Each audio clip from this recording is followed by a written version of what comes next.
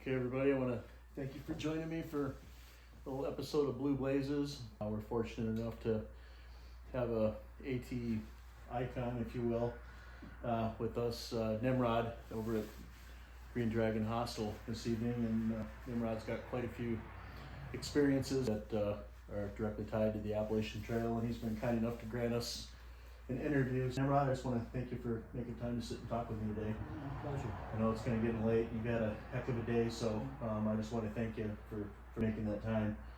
Well, you're welcome. Thank you for asking. So I guess to start out, if you'd care to tell me a little bit about yourself and how you came to be acquainted with the AT. So I often like to say I was born at a very young age, and everything followed from there. I actually started hiking as a Boy Scout when I was 11, and I got to experience the Camino as my first big trail when I was 12. Living in Spain, I grew up a military brat. Anyway, I got hooked, and so all the time through my teens, I just continued to hike different trails in different places. And then in 1975, I made my first long hike on this trail, the AT, and became even more hooked and kept coming back. And anyway, I have thru-hiked it a few times. We won't go into that. It seems obsessive almost to talk about that. So anyway, but I've taken time off and I've done other trails around the country, but this is the one that's always called me back.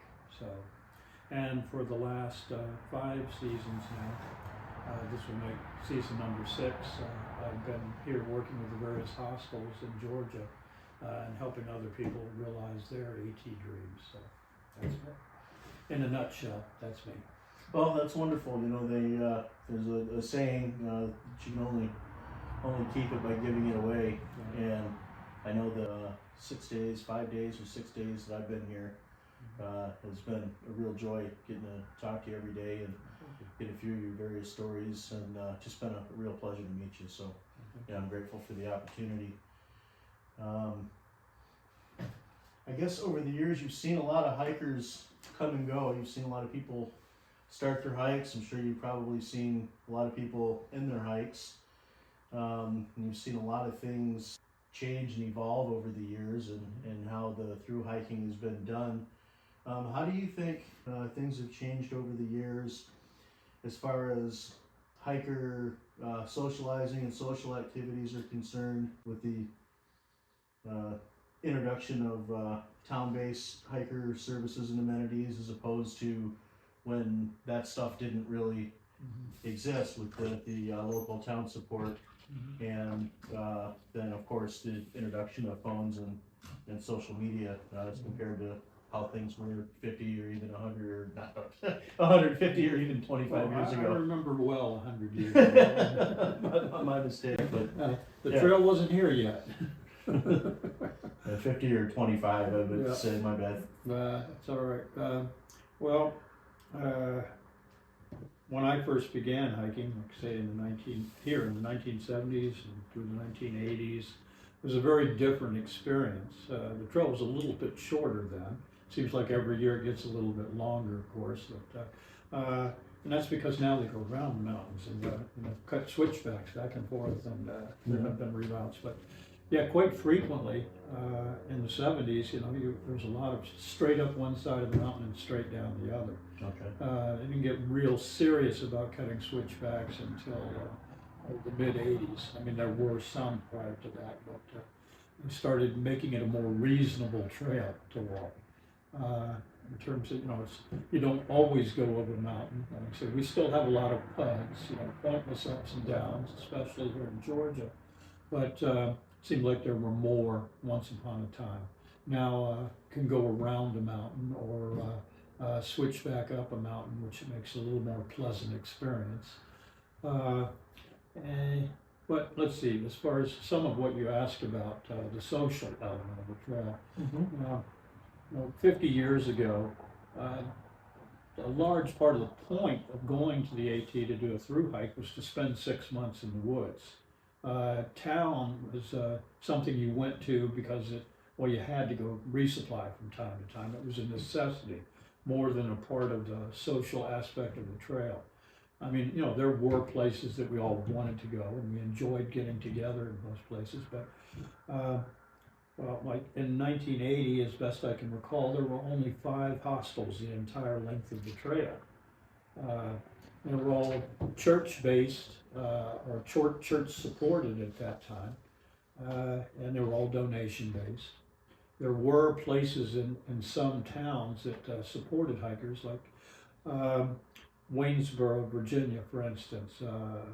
Hikers were allowed to camp on the back lawn at the fire department and then use their facilities, their laundry facilities, their showers, what have you.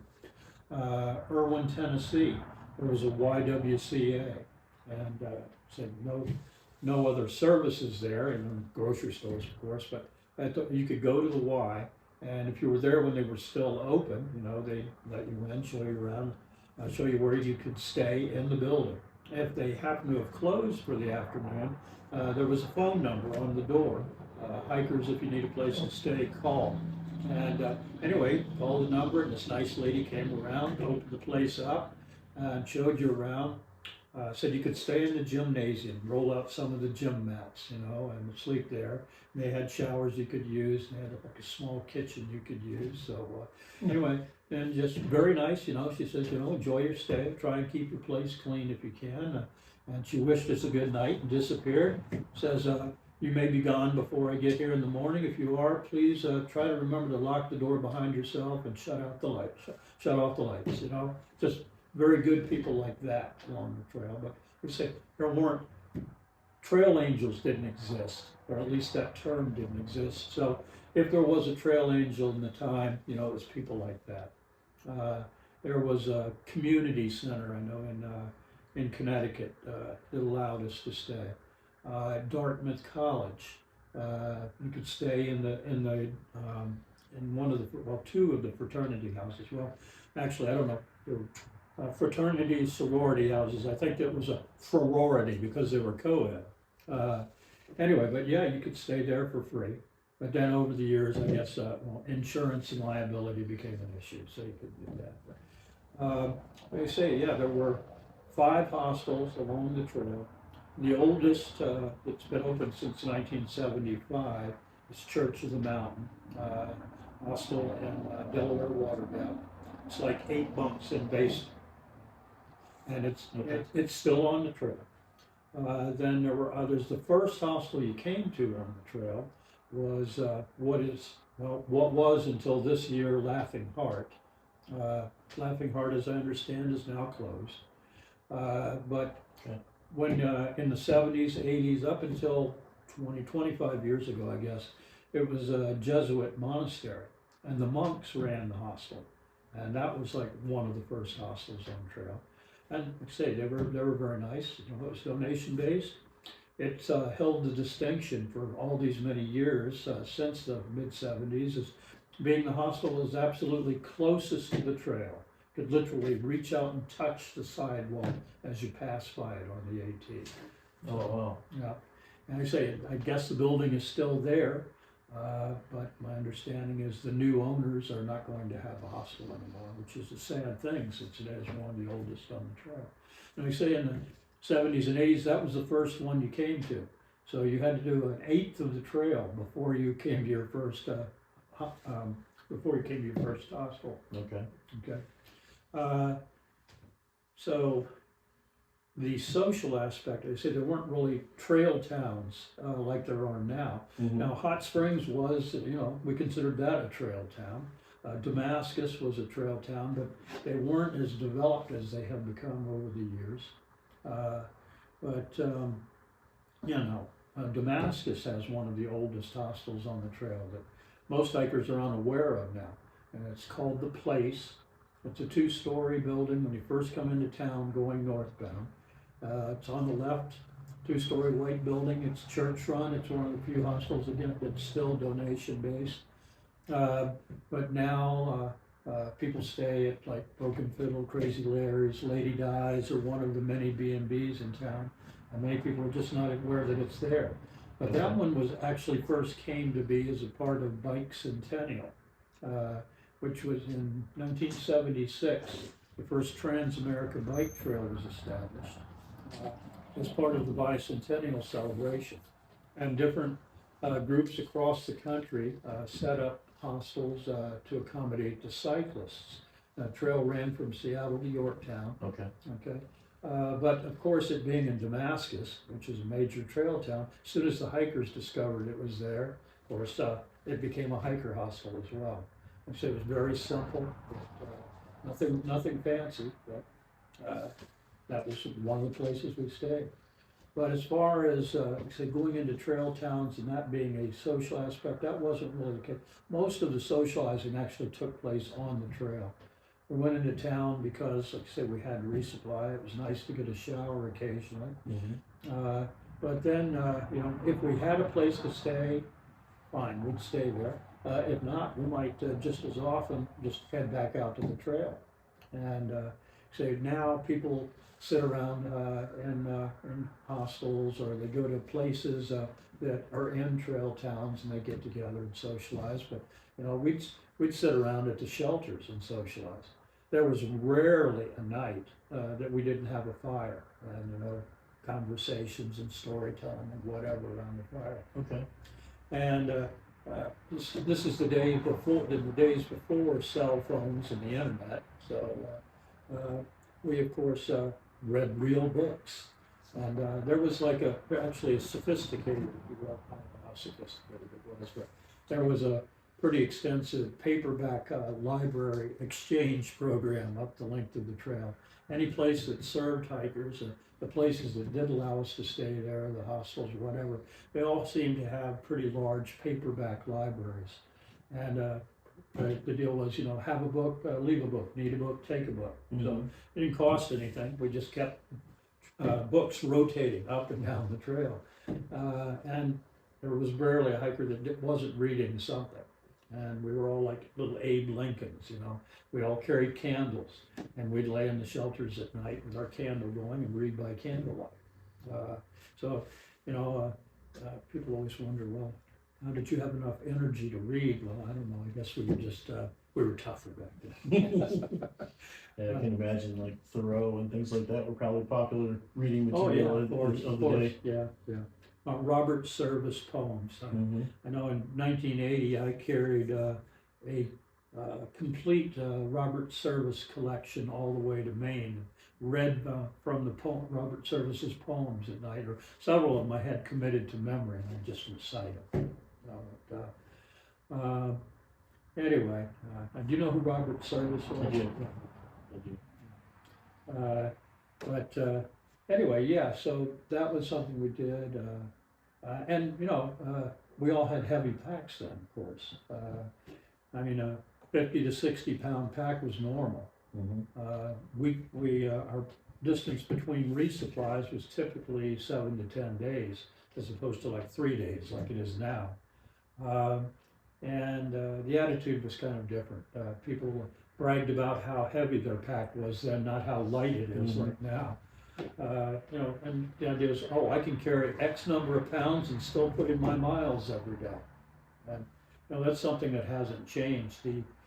Despite better gear, more options in gear, much lighter gear, the completion percentage rate was about the same 50 years ago as it is now.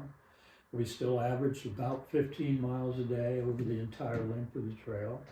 We still occasionally put in 25 or even 30-mile days, which is, you know, something, it's a rare thing even now. It was a rare thing then, but it was done.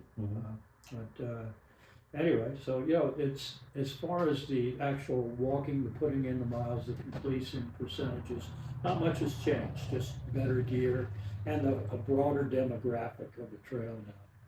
A typical hiker 50 years ago was like early to mid 20s, significant backpacking experience, pretty phenomenal physical condition, and largely male. Now there were females, of course, but there were very few at that time. And now, of course, the trail demographic is very broad. I mean, got 5-year-olds who have completed the trail. We've got octogenarians who complete the trail, and everything in between, all experience levels, a broad spectrum. And as it should be, more and more women are participating. I think the last figures I read, so it was about 35% of successful thru-hikers are women. I expect eventually it'll be 51% like it should be, like the general population. So, anyway. All right, that's enough of that. What else? Okay. I would say, everybody's got their favorite parts of the AT that have done it before, or at least have section hiking experience. You've got a lot of experience on the AT in all the years you've been hiking it through its various changes. What has been your most favorite part of the AT? Upper New England has always been my favorite part, except for right here. Now, on any given day, my favorite part is wherever I happen to be. But long term, yeah, Upper New England has always been the most appealing to me because I love being able to stay on a pond, if you will, almost every night. It's more difficult terrain, but it's very rewarding doing that as well. It's the only place that you're consistently above tree line, so you get more spectacular views. Except when in the Whites, when the weather is awful, then you don't have any views at all. But and I think you will find that not uncommon. A lot of hikers, I think, are very fond of that part of the trail. Okay, what in a kind of a similar fashion, in your opinion, what do you remember being the hardest part of the trail? Oh, just like everybody else, the Whites and Southern Maine. It's just head and shoulders above the rest of the trail in terms of difficulty. But here in Georgia, it's no cakewalk either. We have a lot of ups and downs, and as it's the first place where most of the thru-hikers, begin. They haven't got their trail legs yet, haven't got their gear sorted out. Those are contributing factors, but Georgia's hard just because it's hard. We have more elevation gain per mile than any of the other states. So, Okay. Anyway. Okay. You still get out in hike sections? Absolutely. What is your favorite memory of the AT? Oh, I'm not sure there is such a thing as a single favorite memory.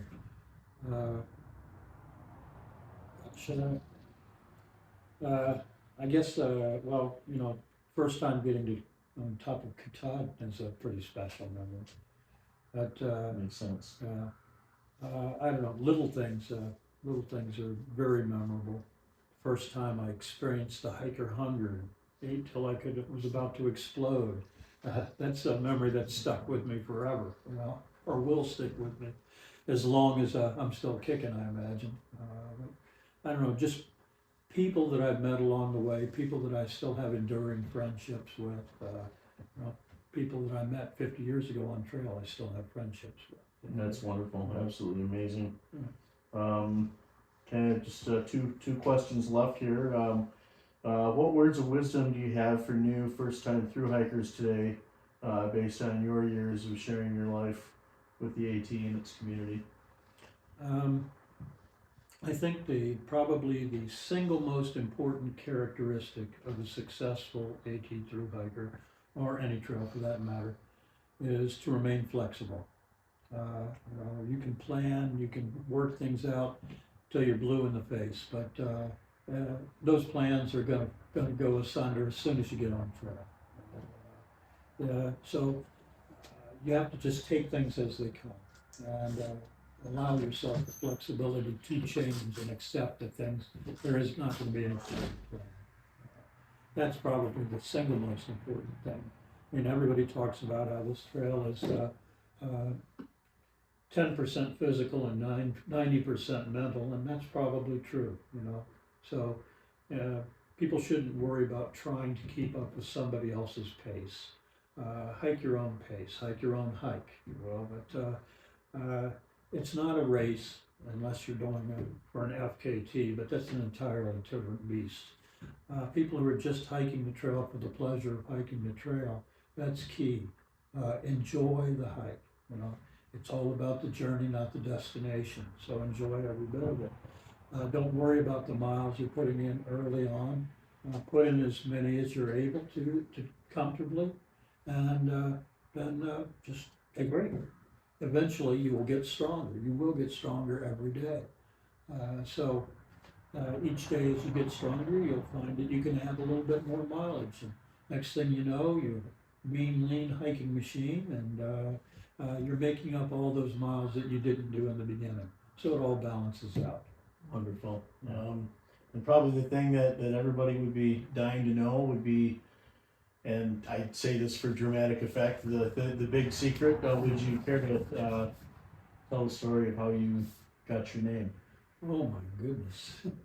I thought we weren't gonna take 3 hours to do this. I don't mind, but it's already on the internet a couple of times, and it's a rather longish story. So, if you don't mind, I will pass on. Okay, well, I'll do the history on that and share that with everybody. Okay. Well, my friend, that's all I've got. I want to thank you for your time. Hey, It's been an absolute pleasure spending the last week with you and the folks at the Dragon Hostel. I can't thank you enough. Yeah. And happy trails. Thank you very much. Happy trails to you. Thank you.